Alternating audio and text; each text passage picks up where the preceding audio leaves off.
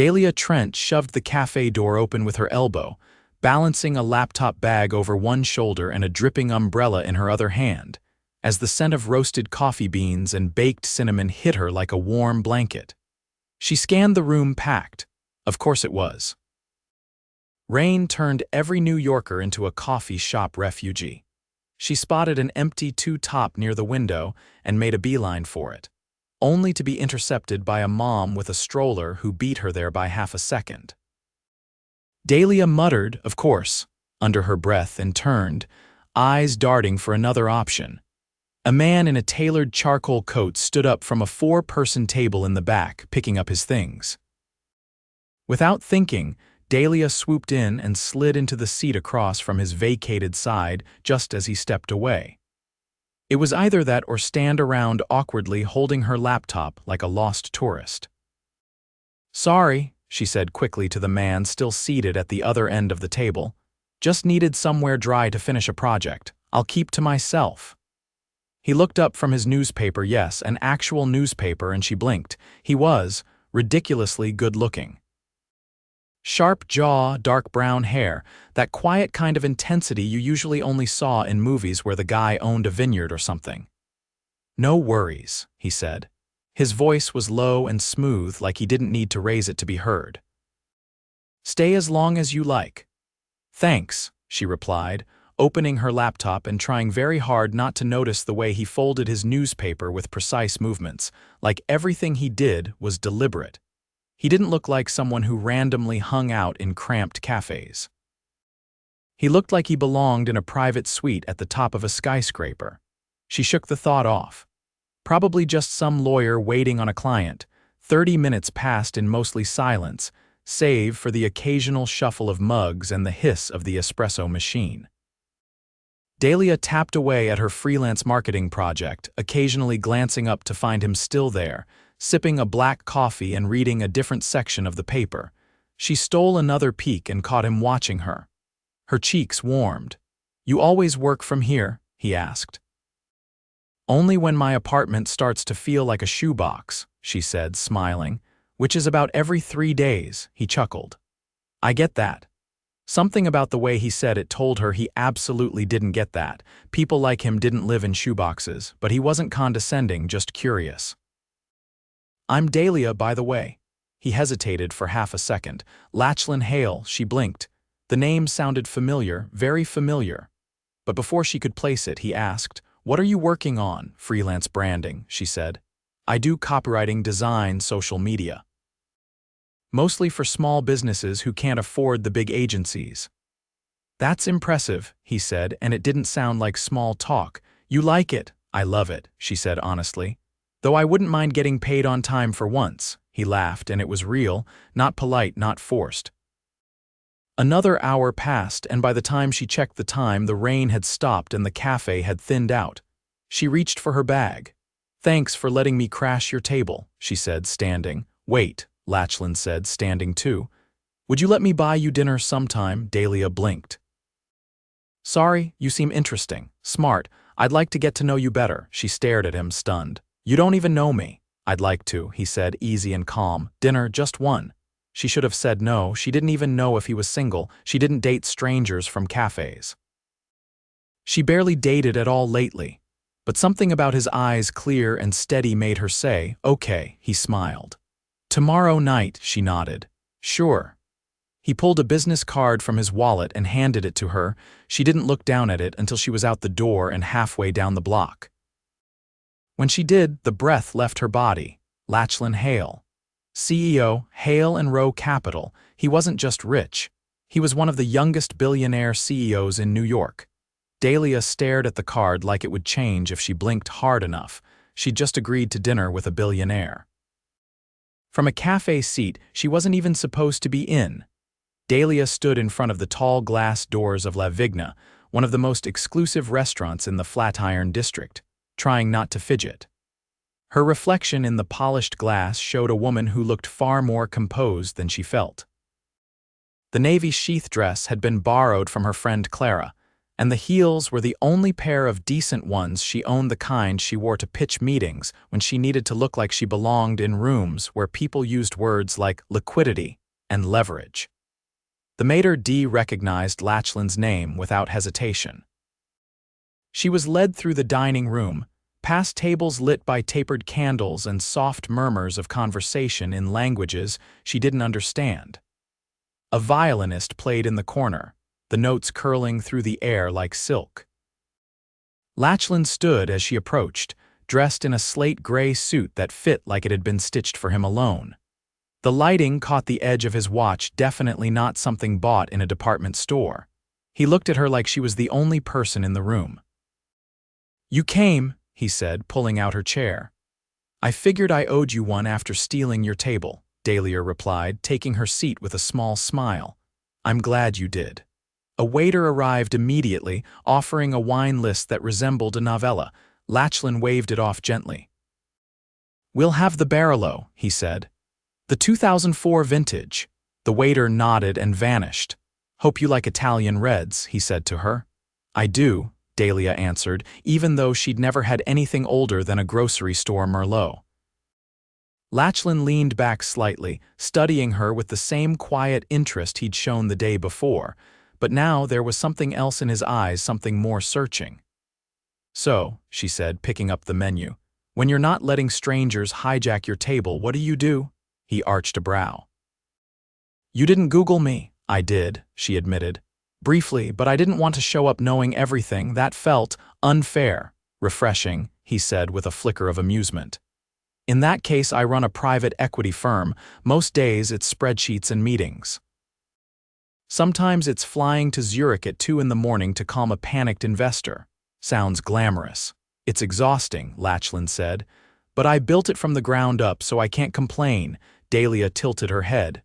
"Wait, you started it?" 10 years ago, I was 23. No one took me seriously until the first deal tripled in value." She blinked. "Did you always want to be in finance?" "No, I wanted to be a documentary filmmaker," he said, surprising her.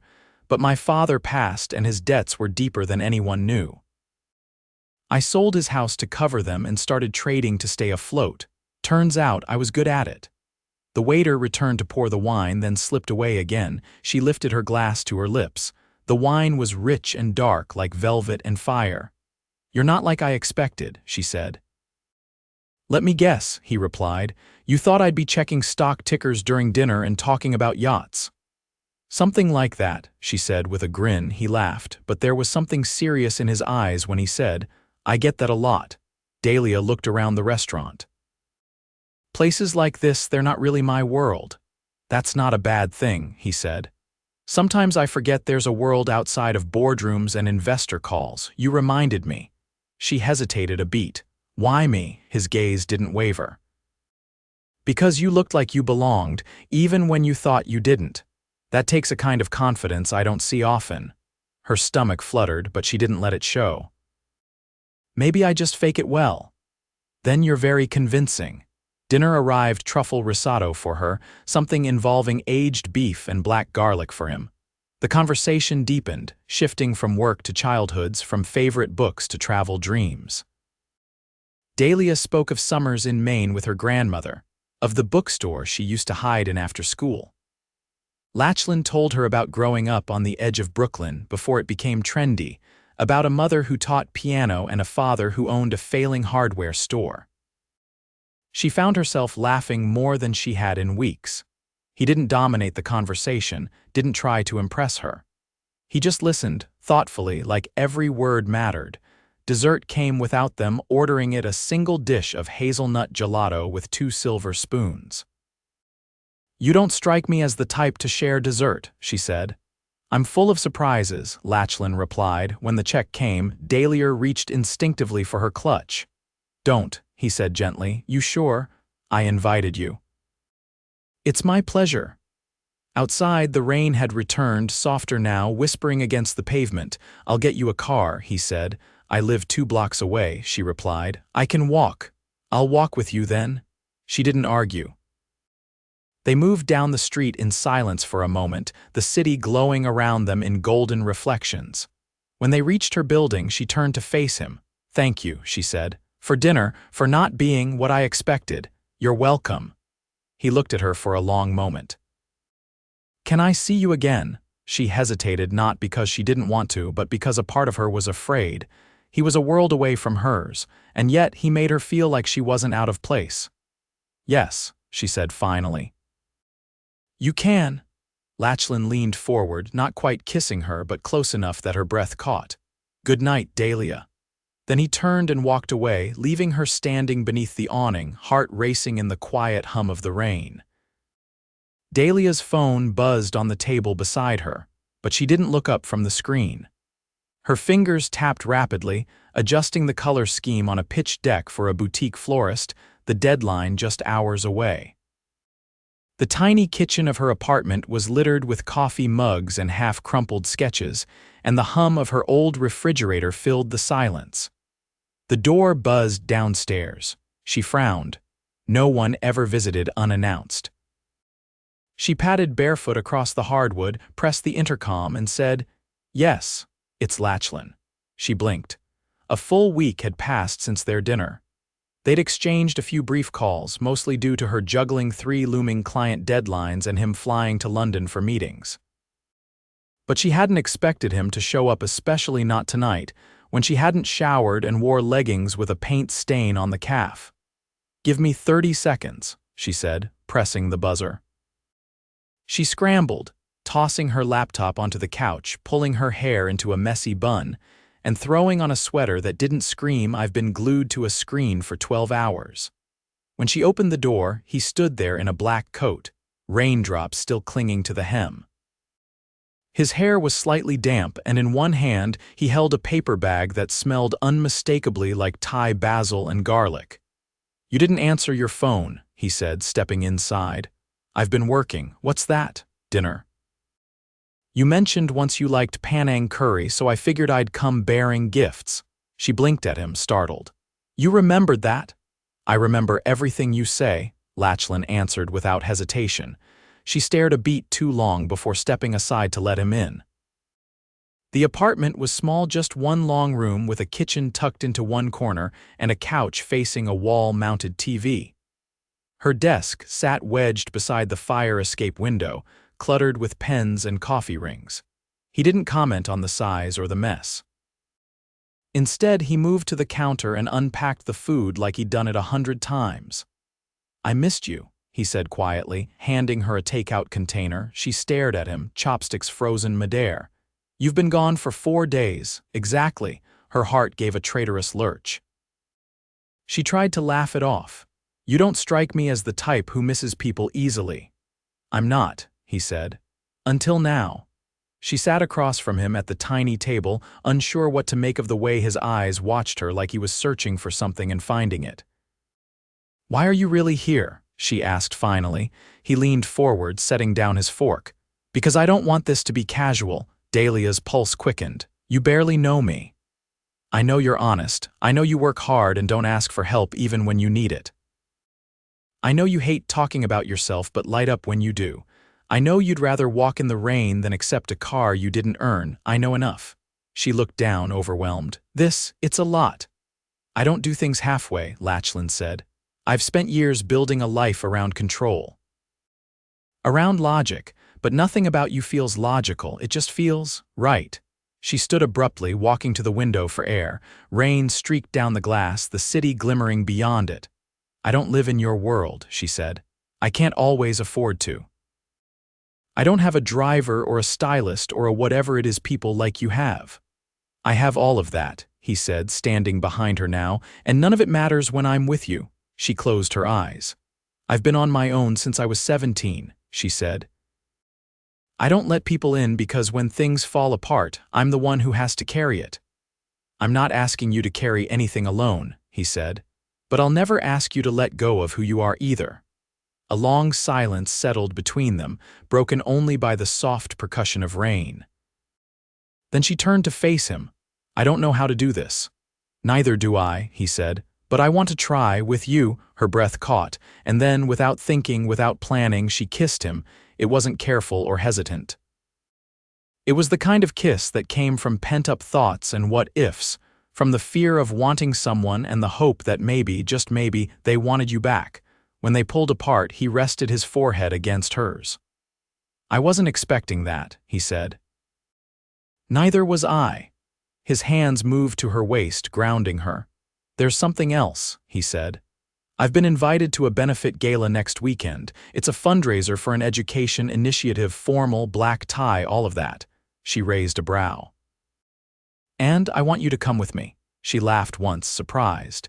"You're asking me to wear a gown and mingle with investment bankers. I'm asking you to wear whatever makes you feel like yourself, and let me introduce you as the woman I'm dating." She stared at him, stunned. "You seriously want to bring me into that part of your life?" "I want you in all of it," he said.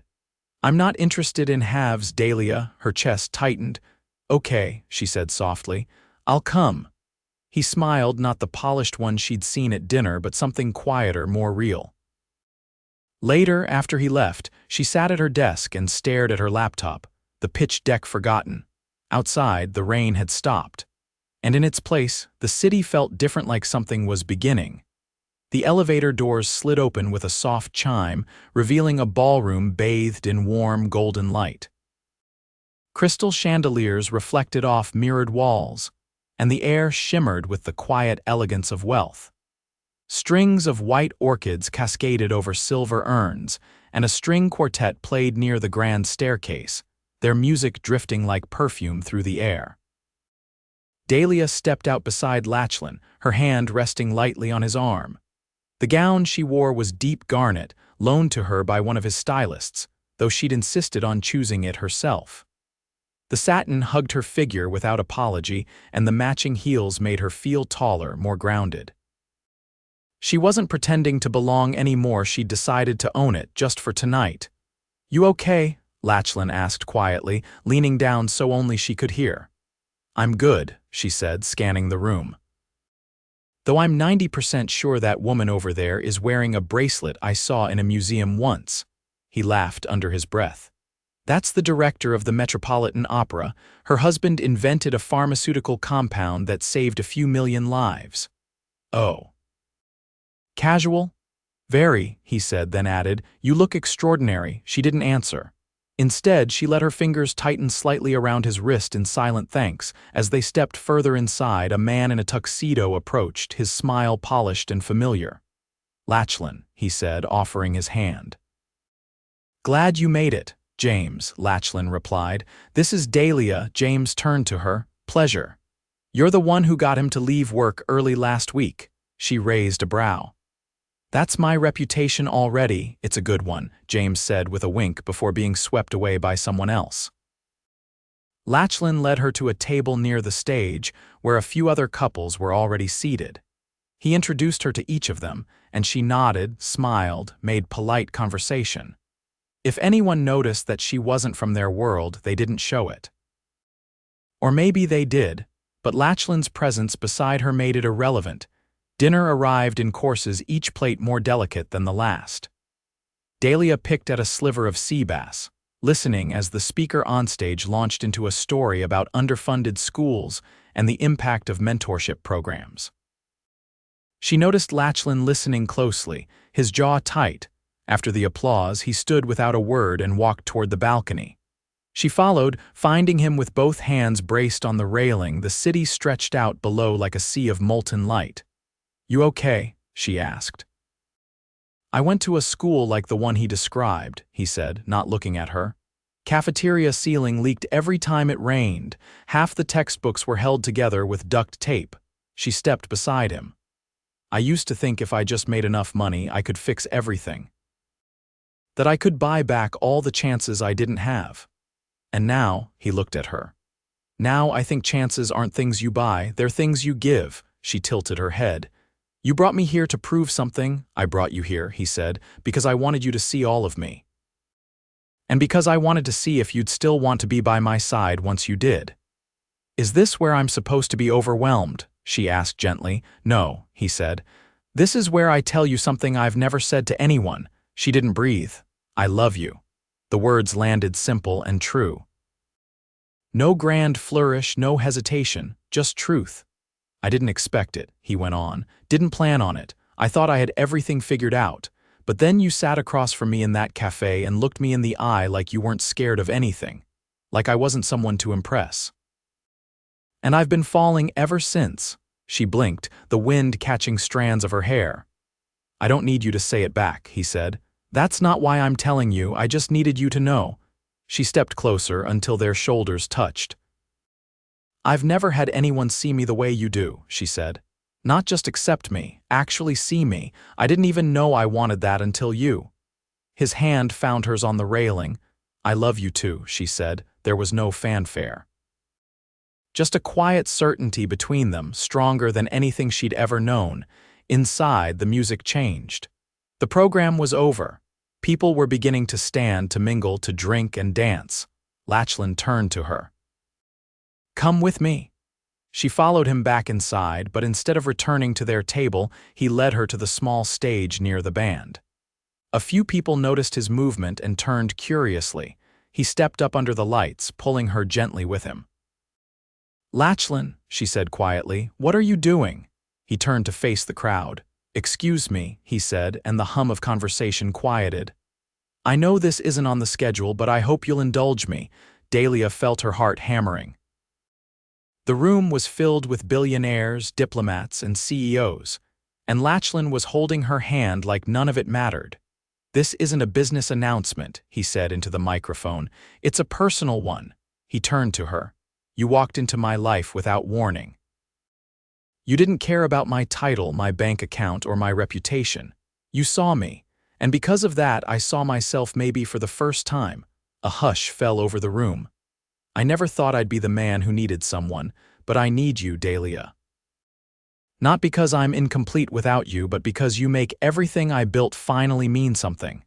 She couldn't speak. Her throat was too tight. I love you, he said. And if you'll let me, I want to spend the rest of my life proving it to you. Gasps rose from the crowd. Someone whispered, is he? And then Lachlan dropped to one knee. The box appeared in his hand, a ring inside. An emerald-cut diamond, simple and elegant, resting in platinum. Dahlia stared. Her world tilted, not in chaos but in clarity. He didn't say anything else. Just looked up at her, offering everything. The answer came before she even realized her lips had moved. Yes. The room erupted. Applause, cheers, flashes of phones capturing the moment. But all she could see was him. He stood, sliding the ring onto her finger and pulling her into him. Their lips met not in a practiced display, but a kiss that held every promise between them. Later, after the room quieted and the music resumed, after 100 strangers had offered congratulations and a dozen well-meaning women had asked how they met, Lachlan pulled her close on the dance floor. You know, she whispered, leaning into him, none of this would have happened if that woman hadn't taken the window seat. He smiled against her temple. Then remind me to send her flowers. They danced beneath the chandeliers, the city glittering beyond the windows. And for the first time in her life, Dahlia didn't feel like she'd stumbled into someone else's world. She knew she belonged in it, because she'd helped build it, beside him. The morning sun filtered through the gauzy curtains of Lachlan's penthouse bedroom, brushing across Dahlia's bare shoulder as she stirred beneath the sheets. The scent of roasted espresso drifted in from the kitchen. She rolled onto her side, eyes still closed, and stretched an arm across the empty space beside her. Cool. She sat up slowly, the silk sheets slipping down her arm, and padded barefoot into the living room. He was there, standing by the floor-to-ceiling windows in a crisp shirt open at the collar, holding 2 coffee mugs. When he turned, his eyes found hers instantly. I was hoping you'd wake up before this got cold. She took the mug he offered, wrapping her hands around it. You didn't sleep. I couldn't. He looked out at the skyline. Last night kept playing in my head. She sipped slowly, watching him. Regretting a very public proposal, he met her gaze. Thinking how lucky I am you said yes. She tilted her head. You were sure I would? No, he said quietly. I wasn't, but I've never been more sure of anything than asking. She leaned into his side, his arm circling her waist with a familiarity that already felt permanent. "Everything's going to change now," she said. "It already has." They stood in silence as taxis crawled through the streets below and the rest of Manhattan blinked awake. She thought about the path here, the café, the unexpected dinner, the night he showed up with curry and confessions. It all felt like a different world. One she'd stepped into without realizing she'd never be leaving. Later that afternoon, they returned to her apartment. She hadn't been back since the night of the gala, and stepping into the small space was like entering a memory already softened at the edges. Lachlan looked around, picking up the ceramic mug she always used, the chipped edge still there. "It's strange," he said. "I feel like I know you better in this room than I do anywhere else," she smiled. "This is where I built everything, the branding jobs, the pitches, the clients. All of it happened in this tiny kitchen and on that couch." He walked over to the desk, running a finger along the edge. "What if we made a space like this in the penthouse? Something that's yours, not just a room but a studio with light and no leaky sink." She leaned against the doorframe. "You want to build me a workspace? I want to build you a life where you never have to compromise what you love." She watched him for a long moment. "I don't need a new studio to feel like I belong with you." "I know," he said. "But I want to give it to you anyway." Dahlia stepped forward, wrapping her arms around his waist. "Then let's do it. Let's build it all, together." A week later, they stood in a room of polished concrete and blank walls overlooking the East River. It had once been an art gallery, now converted into a private workspace. Dahlia ran her hand along the reclaimed wood table Lachlan had commissioned from a local craftsman, the kind she used to only admire through storefront glass. "This is insane," she whispered. "This is yours," he corrected. She turned to face him, emotion tightening her throat. "You're going to spoil me." "Not spoil," he said, brushing a strand of hair behind her ear. "Support." Their days began to blend. Mornings started with coffee and sketches. Afternoons were filled with meetings for her growing freelance business, and his firm's new philanthropic division, something he'd launched after the gala, naming the education initiative after his mother. Evenings were theirs. One night, as they walked through Central Park under rows of lanterns strung for a summer festival, Lachlan stopped near the bridge and pulled a small velvet pouch from his jacket. She raised a brow. "You already proposed. You don't have to keep bribing me." He smiled and handed it to her. "Open it." Inside was a key, simple, silver, shaped like a fleur-de-lis to the penthouse. "No," he said. "To the brownstone I just closed on in Brooklyn Heights, 5 stories, garden in the back, room for a studio and an office and maybe something else." She looked up at him, confused. "Why Brooklyn?" "Because that's where you told me you imagined raising kids one day, somewhere quieter, with more trees. And because I want to wake up beside you in a home we chose together, not just one I already owned." Dahlia stared at the key, then at him, and for the first time since this whirlwind began, she felt something deeper than awe, deeper than disbelief. She felt rooted. "I think you're the most dangerous kind of man," she said. He lifted a brow. "How so?" "You make dreams feel possible." They moved into the brownstone that fall. The wedding was small, held in the garden with lights strung from the branches and jazz drifting through the air. Her grandmother's locket hung around her neck. He wore no tie, just a white shirt and a soft expression he never had for anyone else. They said their vows beneath a canopy of gold leaves, no headlines. No cameras, just them. In the months that followed, Dahlia's business tripled. Lachlan stepped back from day-to-day operations at Hale and Rowe, focusing instead on the foundation they'd built together. They traveled to Kyoto, to the Amalfi Coast, to the farmhouses of Pravos. But they always came back to the brownstone. One snowy evening, Dahlia stood at the nursery window, her fingers resting on the curve of her stomach. Lachlan entered quietly, brushing snow from his coat. "You're staring again," he said. "There's something calming about snow," she replied. "Like it makes time slow down." He came up behind her, wrapping his arms around her from behind, resting his chin on her shoulder. I was thinking we should name her after your grandmother. Dahlia closed her eyes. She'd love that. They stood there, watching the snow fall over the garden where they'd married. Everything had changed. And yet, the heart of it, two people who met by accident, who saw each other without filters or expectation, remained untouched. They didn't need the world's approval. They didn't need headlines or spotlights. They just needed each other. And now they had everything.